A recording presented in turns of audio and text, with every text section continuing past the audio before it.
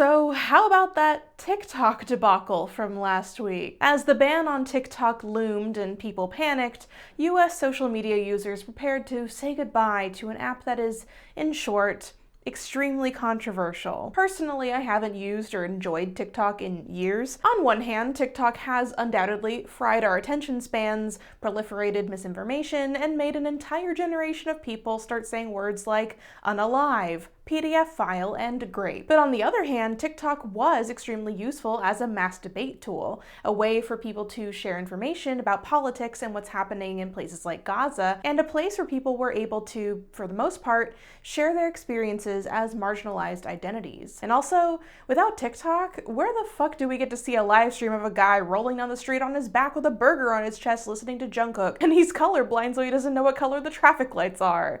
Come on now. Well, TikTok went dark, people mourned its death, many users moved over to the Chinese app Rednote or Xiaohongshu, and then 12 hours later, TikTok came back wrong. It was revived, but now with a spooky message thanking Donald Trump for saving it, and users note a suspicious change in atmosphere. Now, obviously there's more to the story behind this that none of us will ever know about, but it's a factor in a much bigger problem.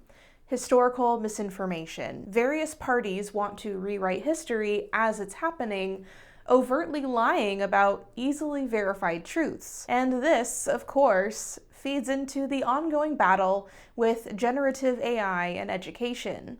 Because you may have noticed in the last few years, with the rise of generative AI like Midjourney and ChatGPT becoming available for public use, education has suddenly joined the horde of get-rich-quick AI schemes.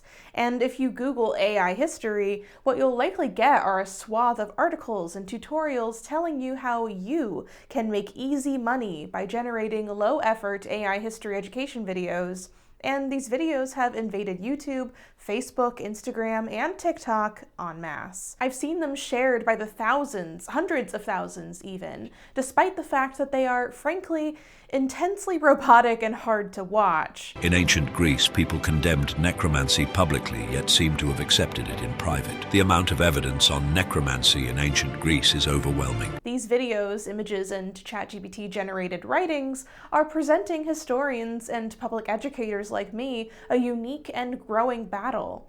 But how do these AI systems even work? And what are we actually up against right now? Turns out it's more complicated than we think. Come learn with me. But first, a word from today's sponsor, Heyday. I know, the world right now is a dumpster fire, and sometimes all I want to do is harvest corn and feed cows. So luckily I can pretend to be a cartoon farmer in Heyday, which is one of my favorite mobile games recently. Heyday is a farming lifestyle simulator where you can create a cute, sometimes silly, and sometimes surprisingly realistic farming utopia, all without even having to actually get your hands dirty. The game gives you little tasks to complete around your farm, like planting and harvesting, selling crops and goods, feeding your livestock, and expanding your farm and its reputation. And there are truly a million ways to personalize it with various items and decorations, and leveling up unlocks new homemade goods that you can produce. One thing you gotta know about me is I love decorating and building games, so getting to expand and design my little farm with my dopey looking cows and chickens and my neighbor Greg and my customers who for some reason only need 3 eggs, it really is right up my alley, and I've been really enjoying playing it as a way to wind down after work at the end of the day. And if you use my link below, you can also get a special 16-item gift pack. My 3 favorite items in the gift pack, not surprisingly, are the typewriter, the gramophone, and the harp. I think they're so cute in the little spot that I made for them on my farm. It's like a little outdoor parlor. The total package value is $15.99, but you're getting it for free because you're my special little friends and I want you to have cute stuff to decorate your farm. The gift pack is available until February 15th, so go ahead and click my link in the description below or scan this QR code to download Heyday. Click the same link again after you download the game to earn your special gift pack. So use the link to download, click the link again, and it will appear automatically once you hit claim in the game, so you can start off the game already equipped with 16 cute items to decorate your farm. Thank you to Heyday for sponsoring this video, and now let's get back to learning about AI-generated history. I've seen this in a lot of places, like for example, this article in the MIT Tech Review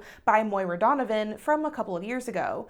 Now, it does make some valid points points about AI being extremely helpful as a tool to parse through large archives faster or compare archival data in more complex ways, especially when dealing with materials that are in a language you don't speak, or are damaged by poor storage conditions, or simply ravaged by the winds of time, or have indeed been scanned in, but with bad visual quality. I cannot tell you how many times I've had to dig through a PDF file that is almost unreadable and makes me want to fucking tear my face off. And in my experience, using archival databases and reading documents that are hundreds of years old is a really tedious and sometimes actually impossible task. And that's if I can even get access to it without having institutional access.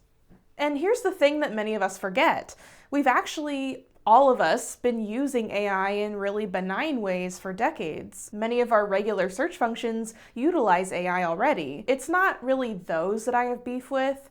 In fact, ever since AI started coming into the public consciousness years ago, there were even ways to use AI with regards to history that I thought were actually pretty fantastic. For example, some folks have been using AI to colorize or restore historical photos or film. This is a hotly debated topic in historical spheres, as many people believe that AI colorization can never be accurate and will give people a twisted image of the past.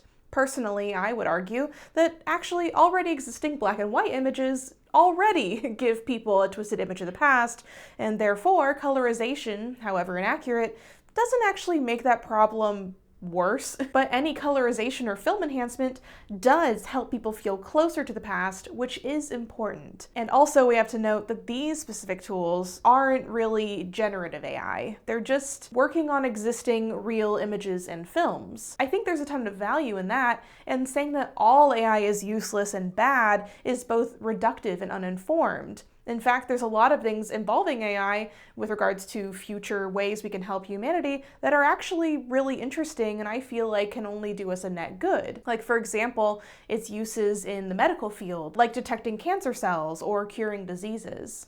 On the other side though, even when using AI as a search tool or a language processor or information congregator, it has severe limitations that cause some pretty big problems. Even Moira Donovan's optimistic article talks about this. She writes, "Many texts were written in regionally specific Latin dialects, often unrecognizable to machines that haven't been trained on historical languages. This is part of the reason NLP works well for dominant languages like English, but is less effective on, say, ancient Hebrew. Many AI models are trained on data sets from the last 15 years, and the objects they've learned to list and identify tend to be features of contemporary life, like cell phones or cars. Computers often recognize only contemporary iterations of objects that have a longer history, think iPhones and Teslas, rather than switchboards and Model Ts. To top it off, models are typically trained on high-resolution color images rather than the grainy black and white photographs of the past or early modern depictions of the cosmos, inconsistent in appearance and degraded by the passage of time. This all makes computer vision less accurate when applied to historical images." Coincidentally, a really interesting study on how AI handles history specifically was published just this month. As Eric Dolan writes for SciPost, the Seshat Global History Databank conducted a study on LLMs, or large language models, and their ability to answer nuanced historical questions based on the data provided. The Seshat Global History Databank contains 36,000 data points on 600 historical societies across the world over the course of 10,000 years using over 2,700 scholarly sources. Historians and other researchers coded the data into a number of multiple-choice questions, with 4 options, like a Scantron, and the AI models, including Gemini, GPT-4 Turbo, and Llama, were asked to answer if the variables were present, absent, inferred present, or inferred absent in a certain society. To assist the models, they were provided detailed examples and told to present as expert historians. Now, most human historians worth their salt would easily be able to answer most of these questions, but because the questions required the models to comprehend nuance, a thing that AI systems notoriously struggle with, the results were pretty dismal. The best performing model was GPT-4 Turbo, which only scored an accuracy rate of 43.8%. When it comes to more general questions or straightforward facts, AI models perform pretty well, but as soon as nuance or bad documentation or more convoluted history comes in, the models fail. One of the study's researchers, Peter Turkin, remarked, LLMs, such as ChatGPT, have been enormously successful in some fields. For example, they have largely succeeded by replacing paralegals. But when it comes to making judgments about the characteristics of past societies, especially those located outside of North America and Western Europe, their ability to do so is much more limited. This, in the end, is the key problem with AI in history. As someone who researches history, the job of a historian is to first understand that all of history is written with an agenda. There is absolutely no such thing as unbiased history. After all, who in the past has gotten to record historical events?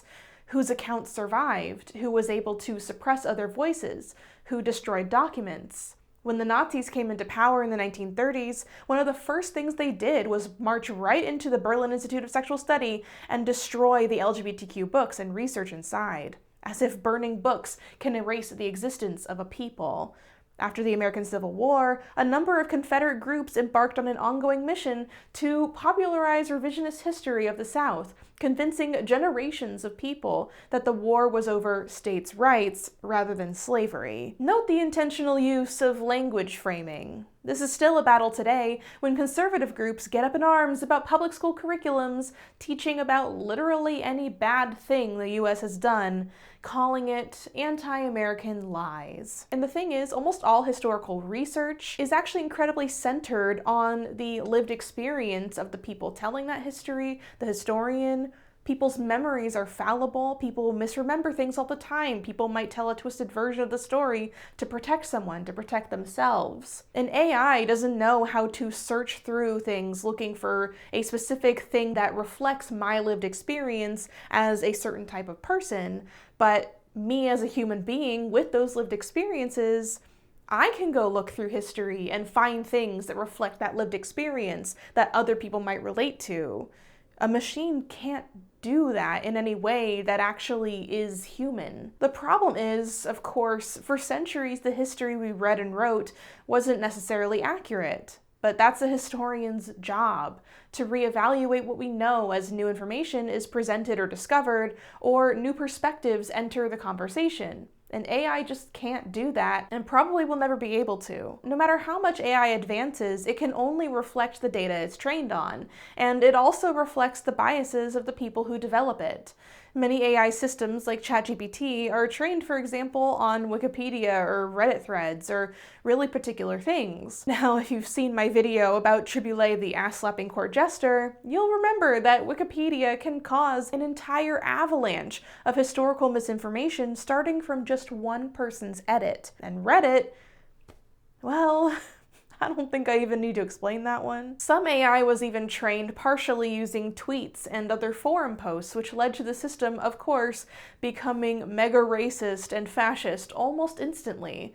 And as if all of that wasn't bad enough, some lawyers have started using AI when developing court cases, which leads to incidents like Mata v. Avianca Inc., in which the AI model hallucinated comparable cases that don't exist that were then included in the court documents, leading to a whole slew of problems for the case. Will AI get better at not making things up? Maybe. That still doesn't fix all the other issues. And proactive AI history accounts all kind of have the same formula. Like, most of them use this really obvious AI voice narrator that you've probably heard before on like TikTok or Instagram Reels. Romans used urine as mouthwash. Aside from being one of the first civilizations to practice oral hygiene, Romans had a strange way of taking care of their teeth. Ancient Romans used to gargle pee. The script is clearly written by ChatGPT, and it's typically just a slideshow of AI-generated images of either random locations or yassified historical people that look more like they walked out of an erotica comic than a real time period. Like, I'm sorry, why does this ancient Greek woman have an Instagram baddie beat and beachy waves? That's the thing though, these videos rely on booby clickbait thumbnails to get people to click on them. And god damn it, are the people who trust these videos really fucking gullible. You're really hard pressed to look through the comments and find anything critical. I'm sure it's just as bad on Facebook, if not worse, but I don't have Facebook, so Nino bobo ifeku femi anurewa. Nino bobo ibeni jamori aba.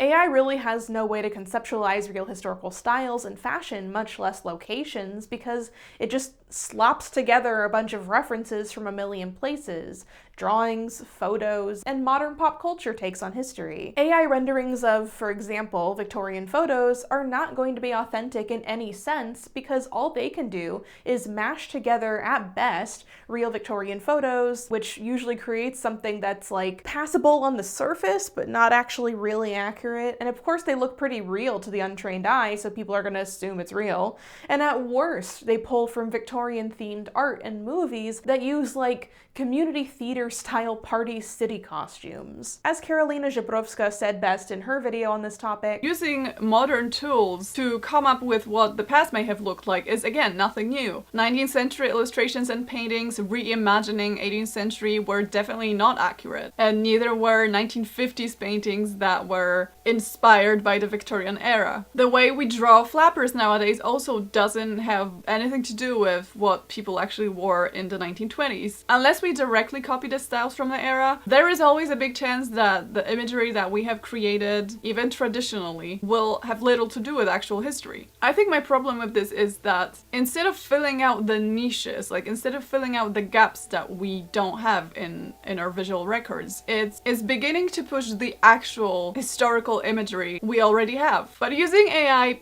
to create a portrait of a Victorian lady that there is already thousands of and they're copyright free. What's the point? What's the point when there is already countless historical images available? And instead of learning what it actually looked like, we're getting a yassified version of history. Because AI-generated content doesn't happen organically, but is created using prompts from a person, it will always reflect the desires of the user. This means that anyone using generative AI who wants to create a specific narrative that never happened in history, or that supports a conspiracy theory, can easily put in a prompt to create a very convincing image that can be used as proof of that narrative. I run into these a lot now when I do research.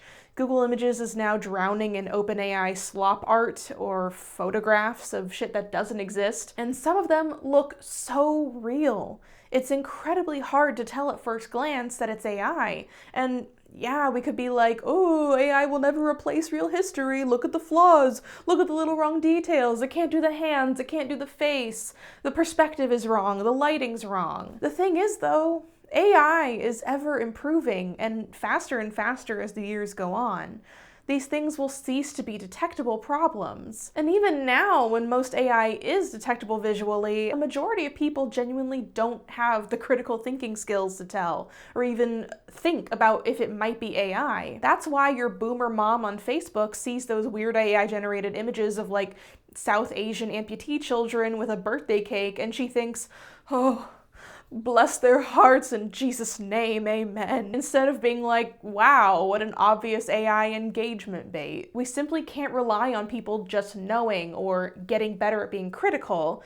That will never be the answer because people aren't critical, and AI will get so good that it fools people who are. And a problem that I didn't see coming that has happened increasingly in recent years is the opposite problem, where people become so critical of AI that they assume that everything is AI. I can't tell you now how many times I've seen artists bullied off Twitter or Instagram because people assumed that their art was AI generated when it wasn't. And people don't even believe them when they show like a speed paint as proof or show their layers. It's making people so critical that they don't believe anything. And that's not really an environment we want to create right now while we're trying to tackle misinformation. If people are so critical that they think everything is AI and then they don't trust things that aren't AI, what does that mean for anyone trying to spread the truth? Their trust has already been broken almost beyond repair. And why wouldn't it be in a world where, honestly, everything should be suspect, especially as deepfakes become more prominent? Here's an extra controversial one. The AI chatbot that lets you talk to dead historical figures, like Ayn Rand, Tupac, Osama bin Laden, J. Edgar Hoover, Charles Manson, Jeffrey Epstein, Ronald Reagan, and various Nazi officers. Just a gaggle of charming characters. Extremely obvious ethical implications with reviving the false ghosts of dead people aside, the AI can barely get basic historical objective facts correct.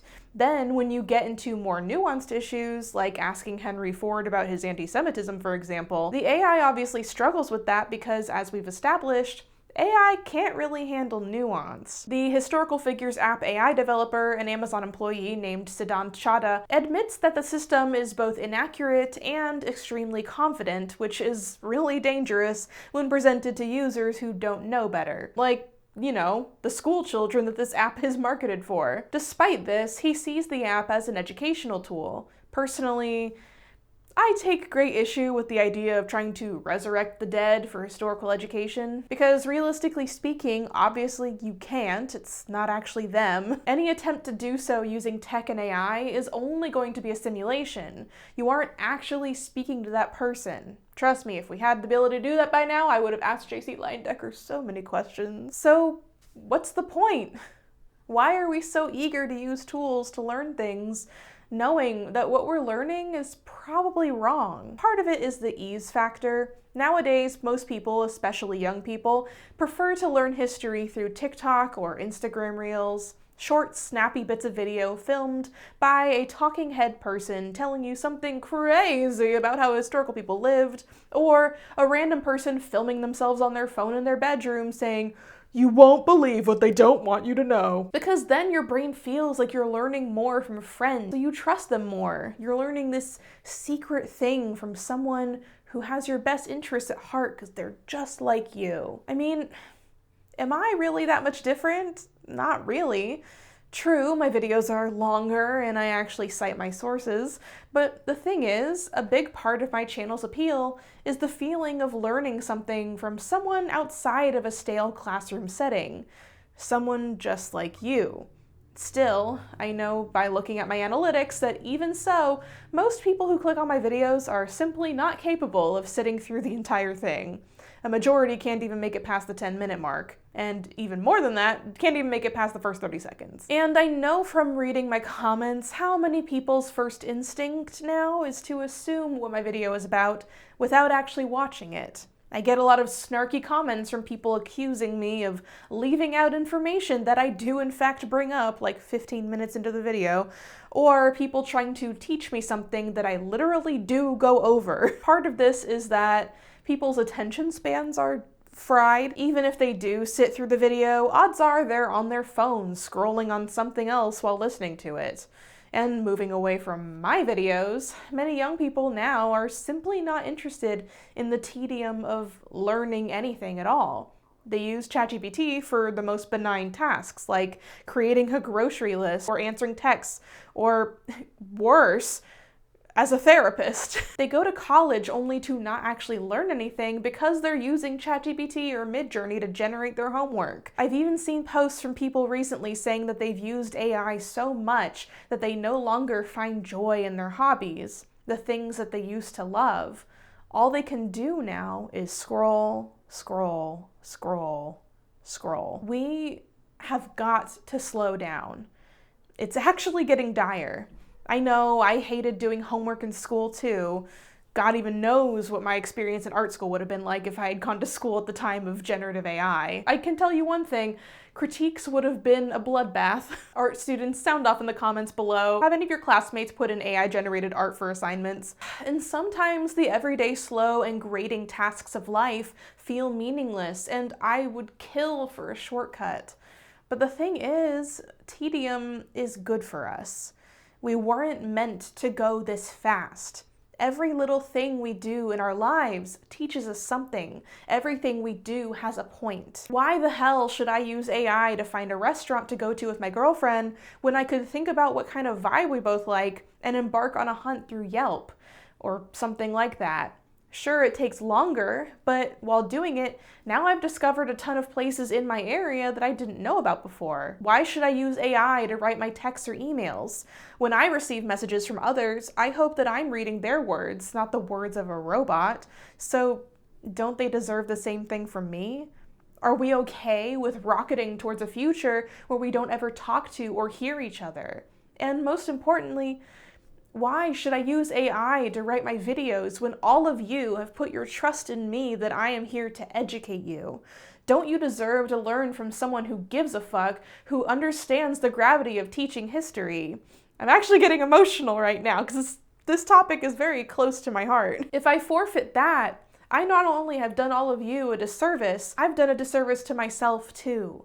Because there's a reason that I say, come learn with me in every video. I'm not just teaching, I'm learning too.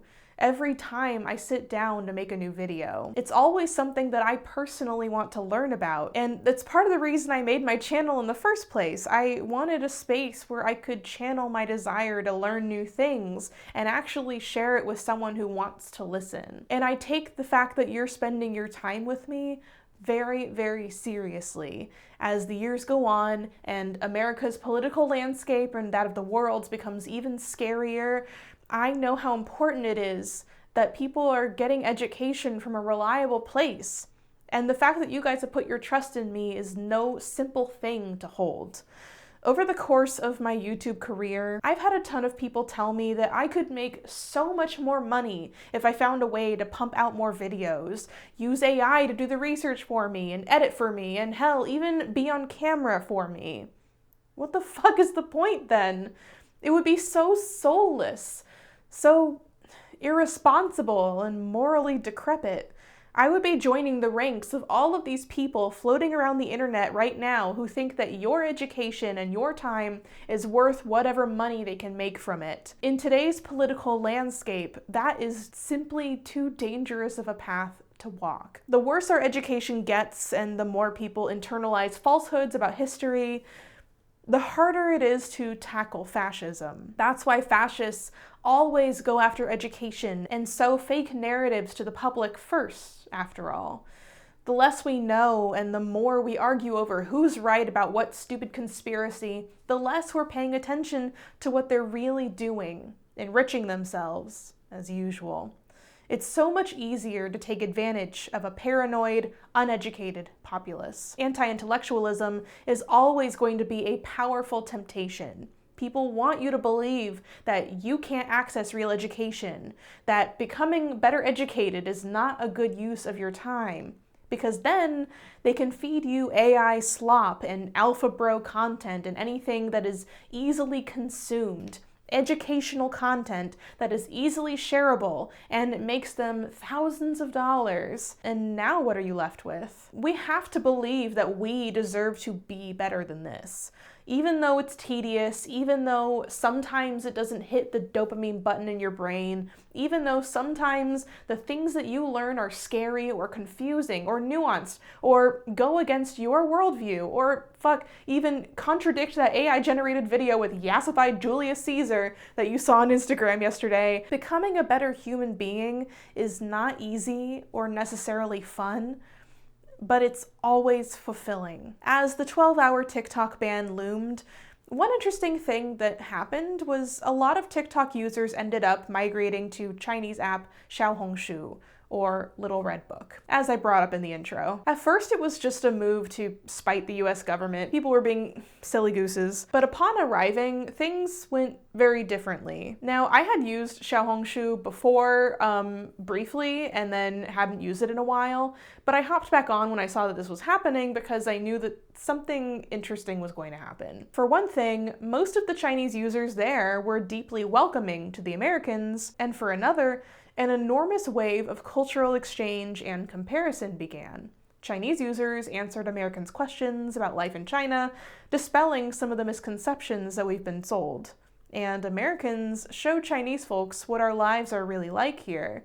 The Chinese were flabbergasted by how awful so many aspects of life in the US are, and then began sharing tips for better health, showing people how to cook Chinese dishes, how to do crafts, how to do Tai Chi, how to make certain teas for your health, teaching Americans how to speak Mandarin. And as the days went on, many American users were breaking down in tears, realizing how wrong we were about so many things, seeing how much better our lives could be. And many people also expressed that this period of sharing and learning from each other has significantly helped their depression and given them some semblance of hope for the future, Right around the time that the inauguration was happening, things were looking pretty bleak, and still are. Now, obviously, we could take a real pessimist look at this and be like, if you went into using this app thinking all these stupid things about China, then you're dumb. We need to have a little more grace for people who are simply really, really misinformed.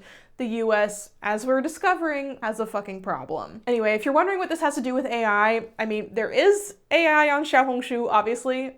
It usually looks like this.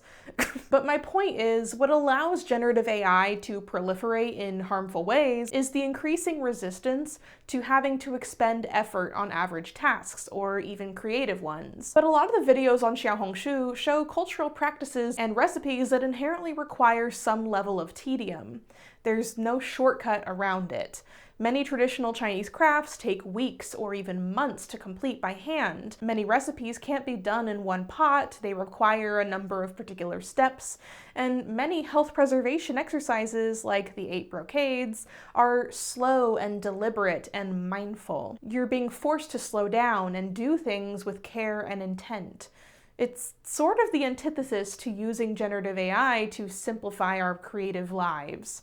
I'm curious what long-term effect this will have on the American user base. Sure, it doesn't make things more simple, but it does make things more fulfilling. After the long process is done, you're left with something beautiful, something delicious, or feeling stronger. We can bring this mindset to a lot of things in our lives. After all, as human beings, we were made to create, to teach, to learn. Don't let anyone, man or machine, take that away from you. Thank you for learning with me about AI-generated history and the scary but also somewhat hopeful future. I don't mean to terrify anyone, and to reiterate, I really, really don't think that all AI is bad. That's reductive, obviously. Thank you again to Ryan for chatting with me and sharing his expertise. It's really, honestly, reassuring that people like Ryan are in the AI field, and that from what he's saying, a lot of people in the AI field understand the weight of the responsibility that they have. If that makes anyone feel a little bit better, I hope it does. It made me feel a little bit better, even though obviously a lot of things are still frustrating. There's a bit of a balance we have to walk, and I think this is indeed a big test for humanity right now. And also, don't forget to buy a copy of my tediously made graphic novel, Liberated: The Radical Art and Life of Claude Cahun. Also, don't forget to head to the link below to download Heyday and get your free 16-item gift set. And on that note, until next time, wash thy hands, wear thy mask, and don't send texts to dead historical figures.